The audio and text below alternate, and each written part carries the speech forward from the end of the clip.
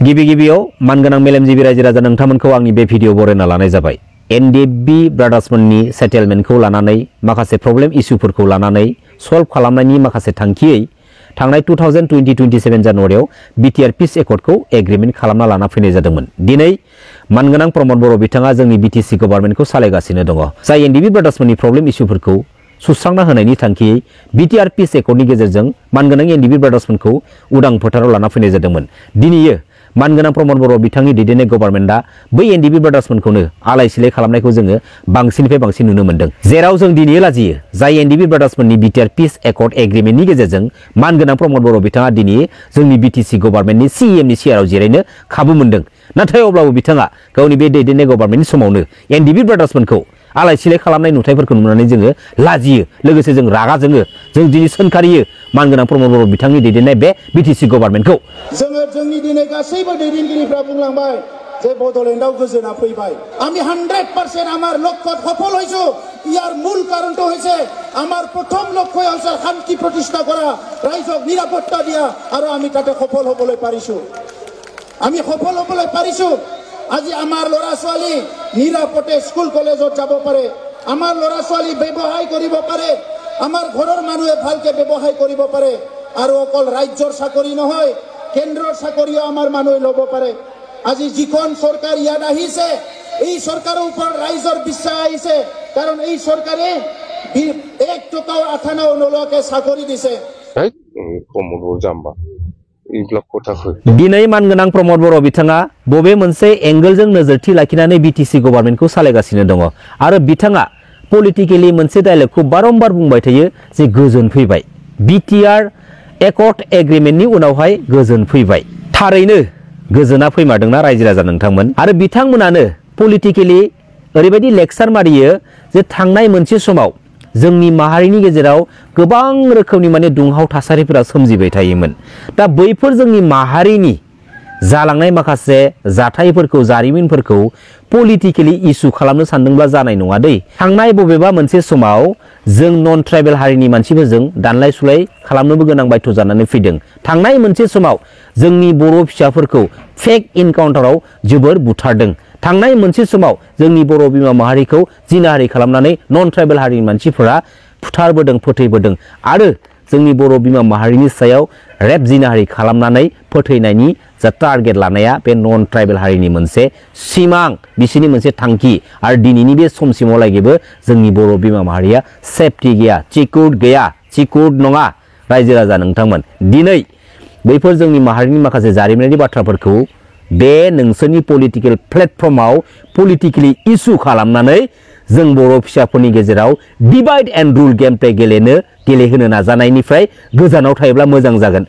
सिदा बुंखाबाय आङो। दिनै जोबोद दुखुनि बाथ्रा रायजो राजा नोंथांमोन, जेराव मानगोनां एनडिएफबि ब्रादार्समोनखौ लानानै बिटिआर पिस एकर्डखौ एग्रिमेन्ट खालामनानै लाना फैनाय जादोंमोन।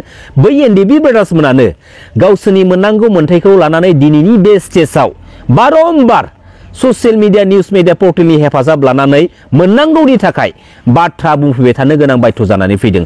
दा बैफोर नुथायखौ दिनैयो बिटिसिनि सिएम मानगोनां प्रमद बर' बिथाङा नुगोना नुवाखै? मानगोनां प्रमद बर' बिथांनि बाथ्राखौ दसे दोनथ'।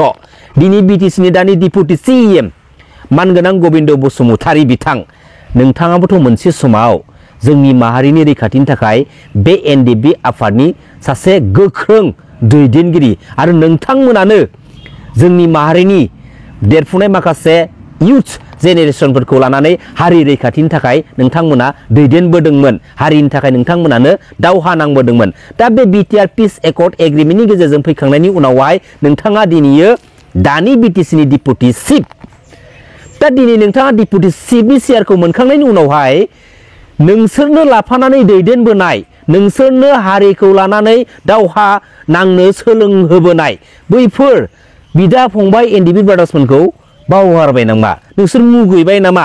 जोगारनो सानबाय नामा? नोंथांमोना नोंथांमोननि माखासे बेनिफिट्सफोरखौ लुबैनायफोरखौ मोनगौखांनायखाय बिदि खालामनो सानदोंब्ला जानाय नङा। गोसोआव लाखि। मानगोनां एनडिएफबि ब्रादार्समोननि सेटेलमेन्टनि बाथ्राखौ बुंनो थाङोब्ला बिटिसिनि दानि सिएम मानगोनां प्रमद बर' बिथांखौ हाजारखि गाबख्राव, हाजारखि प्रेसार हो, बिहा गावनि पलिटिकेल प्लेटफर्मनि पावारखौ लानानै मावनानै होफैनो हानाय गोहो गैया जायनि थाखाय दिनैसिमबो बेफोरबायदि पेन्डिं आद्रा जानानै दङ खावसे मोनदों खावसेया मोनाखै जोबोद दुखुनि बाथ्रा दिनै बिटिआर एकर्डनि MOS 9.2 क्लसाव लिरनाय दङ दा स्टेट गभर्नमेन्ट दा सेन्ट्रेल गभर्नमेन्ट स्टेट गभर्नमेन्ट आरो सेन्ट्रेल गभर्नमेन्टआ मोनसे डिसिसन लानायनि गेजेरजोंसो मानगोनां NDB ब्रादार्समोननि मोननांगौ मोनथाय रिहेबिलिटेसन मुंख्लं जालांनाय सोमावसारनायाव मुंख्लं जालांनाय बैफोरो मोननांगौ जाखिनि मोनथायफोर बैफोरखौ माने बिजिरै बिजिरैसो माने हरनाय जागोन जेब्ला स्टेट गभर्नमेन्ट आरो सेन्ट्रेल गभर्नमेन्टआ अथरिटि होगोन अब्लासो जोंनि BTC गभर्नमेन्ट मानगोनां प्रमद बर' बिथां दैदेननाय गभर्नमेन्टआ मावनानै होनो हागोन बा खुगा सिनो हागोन जेब्ला समसिमहालागै स्टेट गभर्नमेन्ट आरो इन्डिया गभर्नमेन्टआ खुगा सिया अब्ला समसिमहालागै मानगोनां प्रमद बर' बिथांनि दैदेननाय गभर्नमेन्टआ खुगा सिनो हाया गोसोआव लाखि रायजो राजा नोंथांमोन दिनै बिटिआर गभर्नमेन्ट बुंबाय थायो दिनै मानगोनां प्रमद बर' बिथांनि दैदेननाय गभर्नमेन्टनि समाव जेसेबांखिनि डेभेलपमेन्टनि खामानि जालांबाय बैफोरनि खामानिनि एगेन्स्टआव अन्थाइ खाम्फा गायनाय जायोना बे अन्थाइ खाम्फायाव नोंथांमोना बिटिआर गभर्नमेन्ट लिरनाय नुदोंना नुवाखै जुदि सोरबाफोर नुदोंब्ला बे आंनि भिडिअनि कमेन्ट बक्सनि गेजेरजों फोरमायहरनो दाबाव दिनैयो गभर्नमेन्टआ जोंना BTCआनो दिनैयो एक्जिस्टिं थाखानाय BTAD एरियानि मुंखौसो सोलायनानै बिटिआर खालामनानै लाना फैनाय जादों बे थांनाय 2020-27 जानुवारिनि बिटिआर पिस एकर्ड एग्रिमेन्टनि गेजेरजों रायजो राजा नोंथांमोन 2003 मायथाइनि BTC एकर्डआ 6 सिडुलनि सिङाव लानानै दोननानै बे BTC एकर्डखौ खालामनानै लाना फैनाय जादोंमोन नाथाय बे बिटिआर एग्रिमेन्टआव नोंथांमोना नुदों नामा 6 सिडुल 8 सिडुलनि बाथ्राखौ मेनसन खालामनाय आरो फैबाय थानाय समाव थारैनो जिहेतु बिटिआर गभर्नमेन्ट बुंबाय थायो बे बिटिआरखौ गभर्नमेन्टआव जुदि इमप्लिमेन्टेसन खालामोब्ला जेराव बिटिआर एकर्डनि MOSआव लिरनायानो गैया 6 सिडुल 8 सिडुलनि बाथ्राफोरखौ अब्ला बे बिटिआरआ गभर्नमेन्टआव जुदि इमप्लिमेन्टेसन जायोब्ला बिटिआर एकर्डनि गेजेरजों जायफोर MOSफोरखौ लिरनानै लाना फैनाय जादोंमोन बैफोर MOSफोरा इमप्लिमेन्टेसन जाजोबगोन बे समाव BTC एकर्डनि गेजेरजों जायफोर दफाफोरखौ लिरनानै लाना फैनाय जादोंमोन बैफोर दफाफोरा बेवहाय खामानि होला बे बिटिआर एकर्डआव लिरनानै लाना फैनाय दफाफोरासो खामानि होसिगोन अब्ला फैबाय थानाय समाव बे BTCखौ सोलायनानै बिटिआर खालामनो थांखियै जोंनि माखासे लिडारफोरा थांखि लादोंब्ला बे 6 सिडुलनि सिङाव लाबोनाय BTCनि जा पावार जा गोहो जोंनि माखासे ट्राइबेल मेजरिटिफोरखौ लानानै बै गोहोआ